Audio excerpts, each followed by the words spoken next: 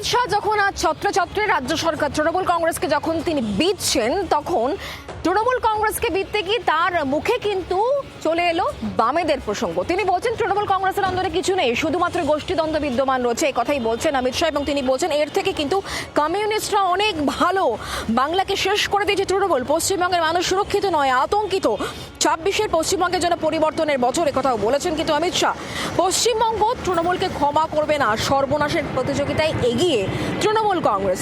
পশ্চিমবঙ্গে সীমাহীন দুর্নীতি চলছে বলেও উল্লেখ করেছেন কেন্দ্রীয় স্বরাষ্ট্রমন্ত্রী অমিত শাহ। তার বক্তব্য শোনাবো। पहले कम्युनिस्ट पार्टी इन्होंने बंगाल को पीछे ला जाने में कोई कसर नहीं छोड़ी, और फिर ममता जी आई,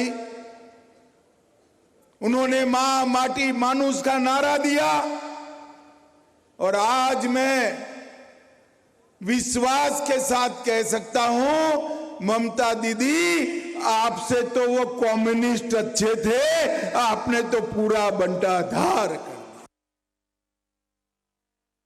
সিপিএম আমলে কিভাবে মানুষ অত্যাচারিত হয়েছে অমিত শাহর ধারণা নেই। অমিত শাহ বানতলা, ধানতলা, ছোটআঙারিয়া, চমকাইতলা, সিঙ্গুর, তাপসী মালিক এগুলো জানে না। সিপিএম কিভাবে অত্যাচারিত করেছে বাংলার মানুষকে, আর একের পর এক গণহত্যার ঘটনা। আর যারা করেছে, আমি পশ্চিম মেদিনীপুরে সভা করতে গিয়ে বলে এসেছি নাম ধরে ধরে, সুশান্ত ঘোষের যত সাগরেদ সব এখন বিজেপিতে। সুশান্ত ঘোষের ডানহাতের ওই শুকুর আলীর ছেলে এখন বিজেপি করে। অমিত শাহকে বলুন শুকুর আলীর ইতিহাসটা একবার পড়তে। অমিত শাহর কাছে তো কেউ সার্টিফিকেট চাইনি, আর অমিত শাহ সার্টিফিকেট মমতা ব্যানার্জির খুব প্রয়োজন, এটা নিয়ে কোনো সন্দেহ নেই। সেই সার্টিফিকেটে আমাদের কোনো প্রয়োজন আছে বলে আমরা মনে করি। ভারতীয় জনতা পার্টি হতাশ, একটা ব্যাংক্রাফটেড পলিটিক্যালি দল। তারা এখন সবকিছুকে আঁকড়ে ধরার চেষ্টা করছে। কথায় কথায় দেখবেন বলছে ওনাদের নেতারা, কংগ্রেস বামেরা সবাই আমাদের সাথে ভোট দিন ইত্যাদি ইত্যাদি। মানুষ এই ভাওতায় ভুলবে না।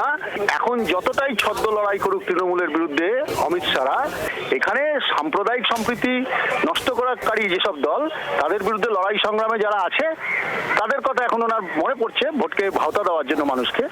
মানুষ সব জানে, ফলে এখন হা হুতাশ করছে। আত্মনির্ভর দল এখন স্ক্র্যাচ খুঁজছে, স্ক্র্যাচ।